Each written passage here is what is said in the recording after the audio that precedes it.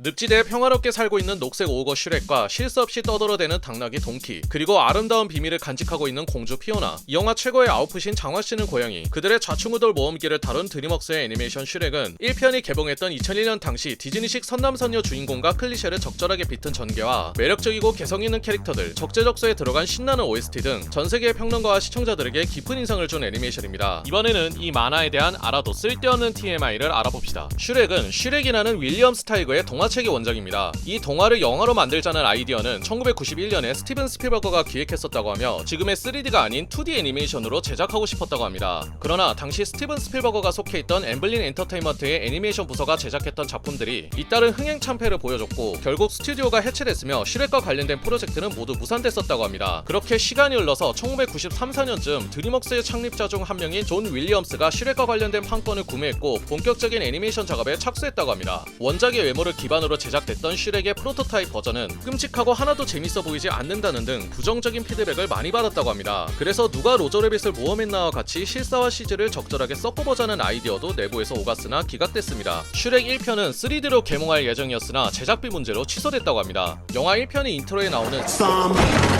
노래는 제작진들이 일단 아무거나 넣은 곡인데 내부 시사회에서 관계자들의 반응이 너무 좋아서 최종 버전에 그대로 삽입됐다고 합니다. 늪지대에 살며 온갖 더럽고 혐오스러운 짓거리를 일삼는 오우거 슈렉은 잔인하고 무시무시한 괴물이라는 세간의 소문과 인식과는 달리 사실은 그 어느 누구도 해치지 않았으며 과거의 사람들이 자신을 알아보려 하지 않고 그저 무서운 오우거로만 취급한다는 현실에 상처받아 늪에서 혼자 조용히 살고 싶어서 일부러 그런 행동을 한 것이었고 실제로는 따뜻한 마음씨를 가진 좋은 오우거입니다. 이 슈렉이라는 이름은 공포라는 뜻을 가진 독일어 슈레크에서 따온 것이라고 합니다. 왜 슈렉이 늪지대에서 혼자 사는지, 슈렉의 부모님은 누구인지 등 슈렉의 과거와 관련된 이야기가 1편에 짧게 언급될 예정이었으나 굳이 넣어야 하나라는 생각이 들어 언급하지 않았다고 합니다. 슈렉이 진흙 목욕을 하는 장면을 실감나게 만들기 위해 실제로 제작진들 중 한 명은 진흙으로 목욕을 했었다고 하며 슈렉이 살고 있는 늪지대를 더 섬세하게 만들고 싶어서 미국 남부 찰스턴에 위치한 매그놀리아 플랜테이션에 방문했다가 악어에 쫓긴 적이 있다고 합니다. 슈렉은 자신이 침대에 웬 늑대가 있질 않나, 곰새마리의 피노키오 등 수많은 동화 속 인물들이 자신이 조용한 천국을 시끄러운 지옥으로 만든 것에 짜증이 났고 불난집에 부치즈라는 존재가 자신이 옆에 나타났으니 그것은 말하는 당나귀 동키였습니다. 어느 노인이 키우던 수다쟁이 당나귀 동키는 상대방을 편견 없이 바라보며 세상에 상처받고 마음을 닫아버린 슈렉의 마음을 열어준 둘도 없는 친구이자 쉴 새 없이 떠드는 아가리술로 위험한 드래곤을 유혹하는 등 이 영화에서 없어서는 안 될 중요한 캐릭터죠.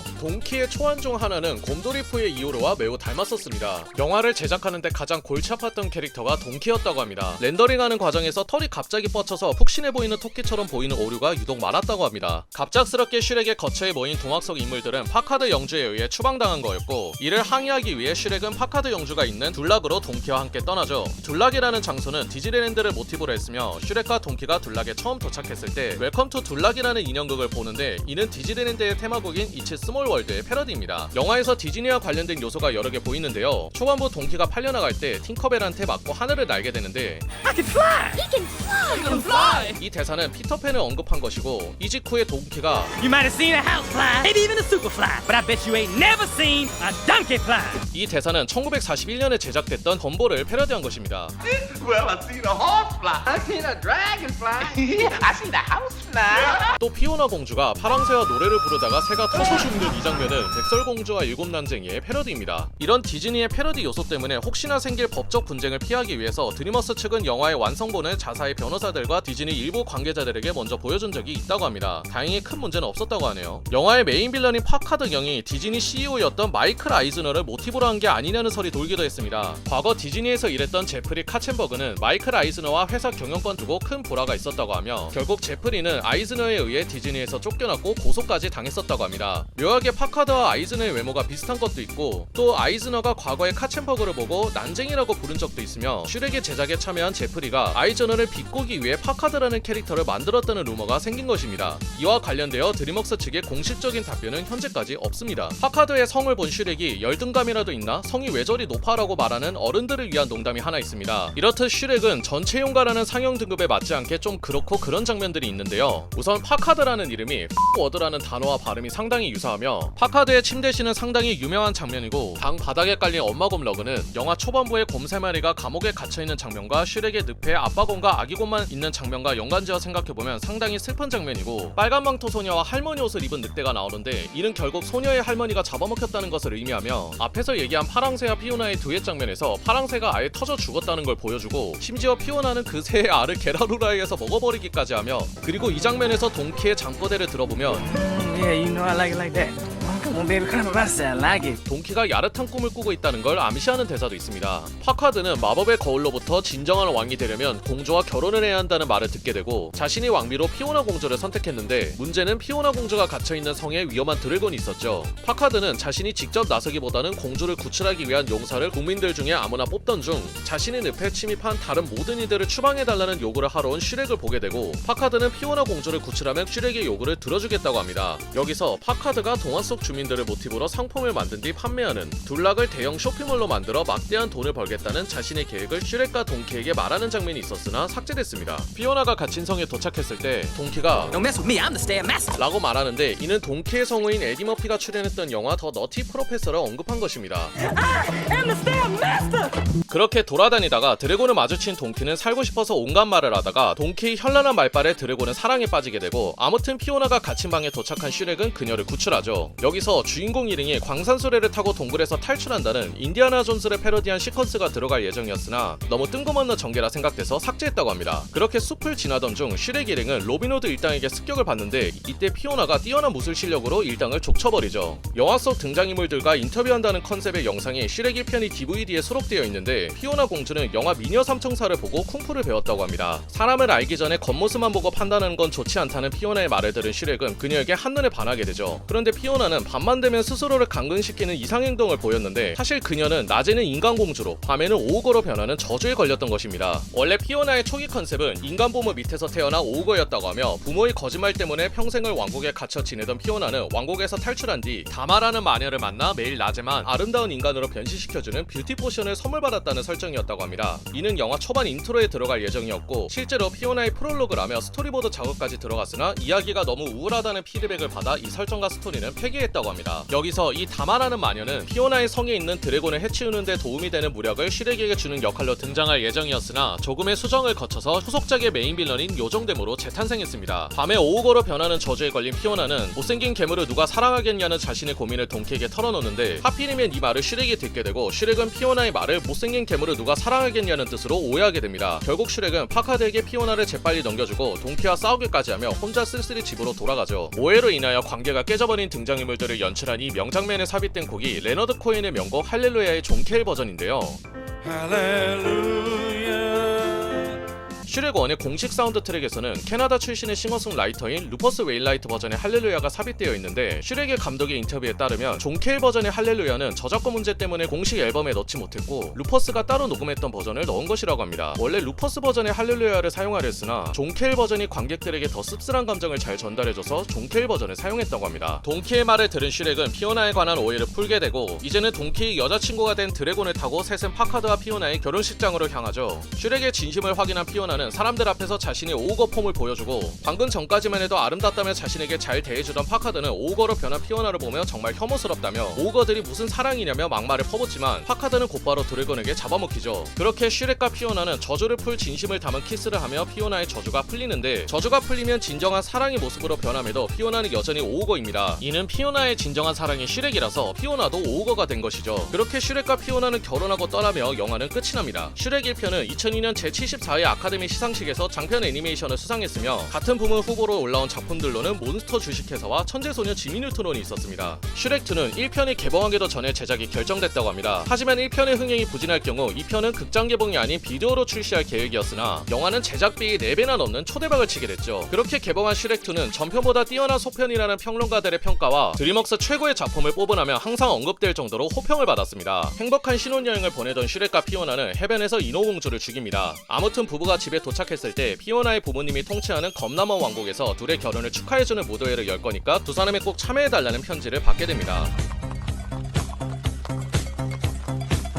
오거가 된 공주와 슈렉을 본 왕국 사람들은 모두 당황했고 특히 피오나의 아버지 헤로드 왕과 요정 대문은 슈렉을 싫어했죠. 영화 DVD 코멘터리에 따르면 피오나의 아버지 헤로드 왕은 벌거벗은 임금님 컨셉이었다고 하며 영화 중반까지 나체로 등장할 예정이었다고 합니다. 요정 대문은 자신의 아들인 차밍 왕자가 피오나를 구출하고 그녀와 결혼하여 검남원 왕국의 왕위를 물려받을 계획이었으나 슈렉 때문에 모두 꼬인 것에 화가 매우 났고 보통 동화 속에서 악당으로 나오는 오거 따위가 무슨 해피엔딩이냐고 노발대발했죠. 또 사실 헤럴드 왕은 개구리 왕자였는데 그를 어엿한 왕으로 만들어준 사람이 요정 대문이었습니다. 그녀는 이런 과거를 빌미로 헤럴드를 협박했고 왕국의 미래를 생각하라며 슈렉을 추방할 것을 요구했죠. 결국 헤럴드는 실력 있는 암살자로 장화시는 고양이를 고용합니다. 귀여운 겉모습과는 달리 뛰어난 싸움 실력과 쾌걸스러운 모습, 이런 독특한 캐릭터성을 가진 장화시는 고양이의 이 명장면은 큰 눈동자를 가진 캐릭터들을 주로 그렸던 파워퍼프걸 등의 만화에도 큰 영감을 준 화가 마가렛 킨의 그림에서 아이디어를 얻었다고 합니다. 이 캐릭터는 원래 소설 삼총사의 달타냥 컨셉이었으나 성우 안토니오 반데라스가 캐스팅되고 난 뒤 제작진들은 그가 출연했던 마스크 오브 조로를 보고 캐릭터의 컨셉을 스페인 출신 쾌걸 조로로 변경했다고 합니다. 유튜브에 장신고가 직접 나와서 자신에 관한 25가지 사실을 말하는 영상이 있는데 여기서 14번째 사실, 옛날에 난 숫자를 14까지밖에 못 셌지라고 말하는데요. 근데 바로 다음에 15가 아닌 22로 넘어갑니다. 장신고의 슈렉 암살 계획은 당연히 실패로 넘어갔고 슈렉은 장인어른이 그런 의뢰를 했다는 것에 충격을 받았으며 자신이 진정 피오나를 행복하게 할 수 있을지 고민 끝에 장신고 그리고 동키와 함께 요정대문을 찾아가 도움을 요청했으나 요정대문은 그 어디에도 오거가 해피엔딩을 맞는 이야기 따위는 없으며 넌 행복과 거리가 멀다며 슈렉의 도움을 거절했습니다. 이때 슈렉 일행이 방문한 요정의 사무실이 아니라 공장에 여기에 파란색 액체가 들어있는 병에 피아그라라는 라벨이 붙어있는데요. 아무래도 비아그라를 패러디한 것으로 보입니다. 요정대문의 도움을 받지 못한 슈렉은 복용자를 얼짱 아니 미남으로 만들어주는 영원한 사랑이라는 마법무약을 훔치고 약의 효과로 슈렉은 잘생긴 인간이 되며 동키는 잘생긴 백마가 되죠. 이 영원한 사랑이라는 무약의 설정이 자정이 지나면 약효가 사라져 원래의 모습으로 돌아온다는 것이고 색깔이 파란색인 것으로 보아 모티브는 신데렐라로 보입니다. 이 마법무약은 약효가 사라지기 전에 진실한 사랑과 키스를 하면 효과가 영구히 지속된다는 것과 복용자의 진실한 사랑의 상대로 같이 미남 미녀로 만들어준다는 부가효과도 있었기에 슈렉의 진실한 사랑의 상대인 피오나 역시 인간으로 돌아옵니다. 이를 보아서 동키의 진실한 사랑의 상대인 드래곤 역시 어떤 무언가로 변했다는 걸 추측할 수 있는데요. DVD 코멘터리에 따르면 드래곤은 분홍색 페가수스로 외형이 변했다고 합니다. 영화 후반부에 감옥에 갇힌 슈렉 일행을 도와주기 위해 피노키오와 아기돼지 삼형제들이랑 같이 등장할 예정이었다고 합니다. 요정대문은 슈렉이 차밍 왕자로 변했다며 피오나를 속인 뒤 피오나와 결혼하고 검남원 왕국의 왕위를 이어받을 계획이었죠. 이 사실을 알게 된 슈렉이 진실을 알리려 했으나 결국 붙잡히는데 이 장면은 오제이 심슨의 체포 장면을 본따서 연출한 것입니다. 요정대모가 빨간 드레스를 입고 피아노 위에서 노래를 부르는 이 장면은 1989년에 개봉했던 사랑의 행로를 패러디한 것입니다. 모든 진실을 알게 된 피오나는 차밍 왕자에게 박치기를 시전했고 요정대모는 자신의 계획이 수포로 돌아가자 슈렉을 죽이려 했으나 헤럴드가 몸을 바쳐 마법을 반사시켰고 결국 요정대모는 거품이 되어 죽어버렸죠. 이 요정대모의 성우인 제니퍼 션더스의 말에 따르면 Record the line. I'll be back.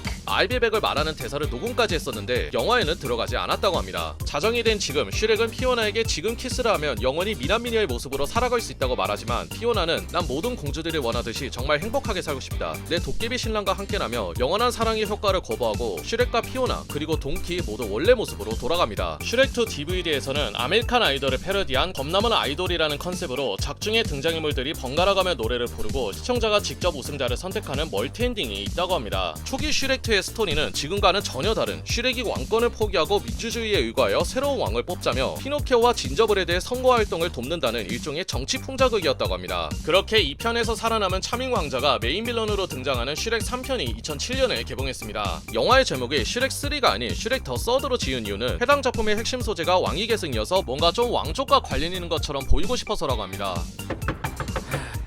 Well, somebody better be dying. I'm dying.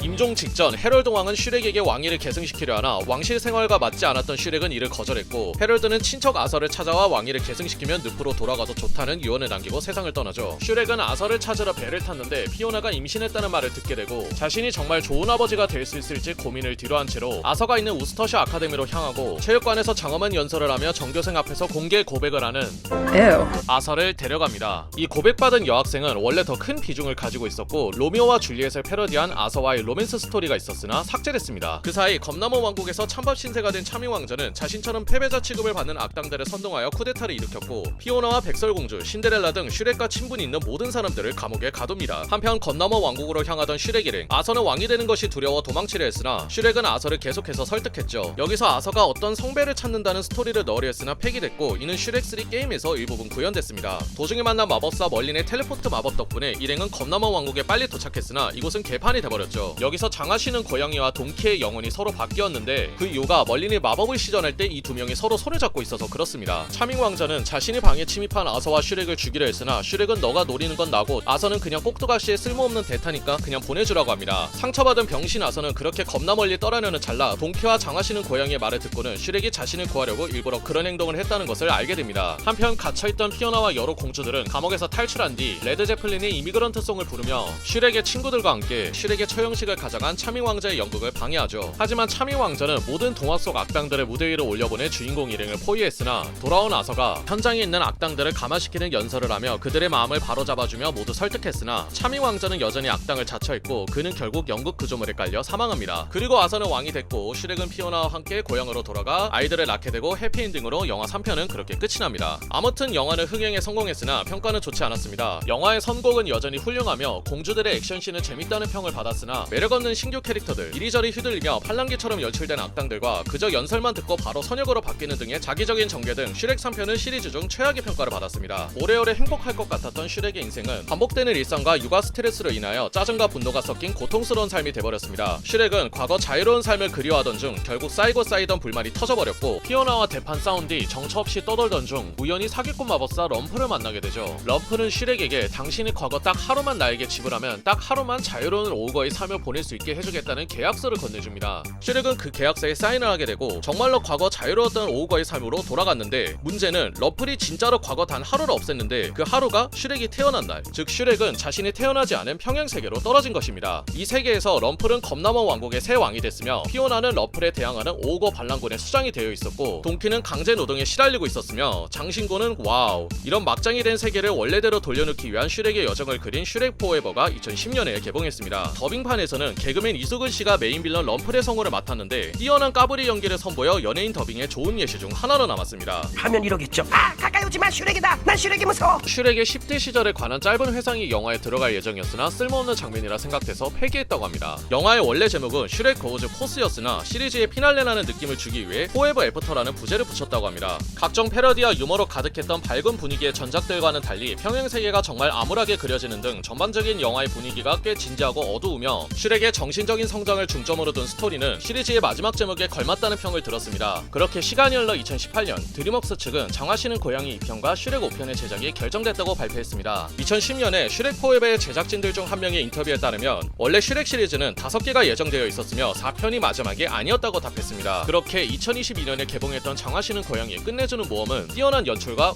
멋있는 빌런, 탄탄한 스토리로 관객과 평론가들로부터 대호평을 받았으며 실제로 영화 마지막 장면에서 장신구가 검나무 왕국으로 떠나는 장면까지 나왔습니다. 그래서 슈렉 5편이 나온다는 것이 확실시된 상황인데 근데 이게 성우들은 적극적으로 복귀할 의향이 있다, 정말 새로운 도전이다, 이런 기사들만 많이 나오지 슈렉 5가 무슨 내용인지 누가 나올 건지 그런 소식 같은 거는 아직은 없는 것 같아요. 2023년에 슈퍼배드 4편이 2024년에 개봉한다, 슈렉 5편은 25년에 나온다는 루머가 퍼진 적이 있거든요. 근데 실제로 슈퍼배드 4편이 24년에 개봉한 걸 보면 어쩌면 슈렉 5편은 진짜로 25년에 나오지 않을까요?